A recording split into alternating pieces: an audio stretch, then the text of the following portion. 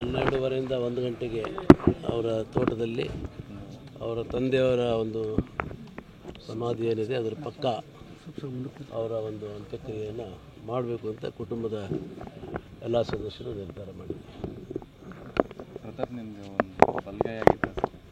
ನನ್ನ ಮಗ ಆಗಿದ್ದ, ಮಗ ಹಳೆಯ ಎಲ್ಲ ಆಗಿದ್ದ, ಬಲಗೈಯಾಗಿದ್ದ. ಸಂಪೂರ್ಣ ನಮ್ಮ ಮನೆ ತೋಟ ಜಮೀನೆಲ್ಲವನ್ನೇ ಮಾಡ್ತಾಯಿದ್ದ. ಜೊತೆಗೆ ರಾಜಕೀಯದಲ್ಲೂ ಕೂಡ ಬಲಗೈಯಾಗಿದ್ದರು.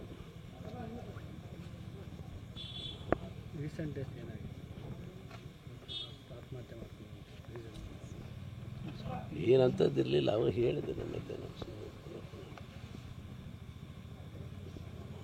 ಮಕ್ಕಳೆಲ್ಲನೂ ಒಂದು ಕೊರಗಿತ್ತು.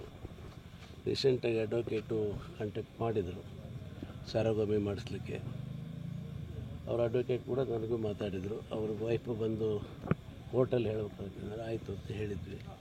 ಸದ್ಯ ಡೇಟ್ ಕೊಡ್ತಾರೆ ಹುಬ್ಬಳ್ಳಿಯಲ್ಲಿ ಅಂತ ಹೇಳಿದರು.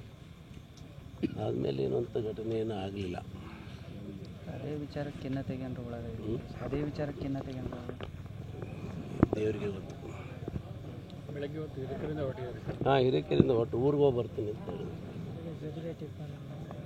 ಇಲ್ಲ, ಟಿಫಿನ್ ಒಟ್ಟಿಗೆ ಮಾಡ್ತಾಯಿದ್ವಿ. ಇವತ್ತು ನಾನು ಊರಿಗೆ ಹೋಗ್ತಾಯಿದ್ದೆ. ನಮ್ಮ ಊರಲ್ಲಿ ನಮ್ಮ ಬ್ರದರ್ದೊಂದು ಕಾರ್ಯಕ್ರಮ ಇತ್ತು. ಅದಕ್ಕೆ ಅವ್ರಿಗೆ ಟಿಫಿನ್ ಕೊಡ್ರಪ್ಪ ಅಂತೇಳಿ ನಾನು ಹೋದೆ.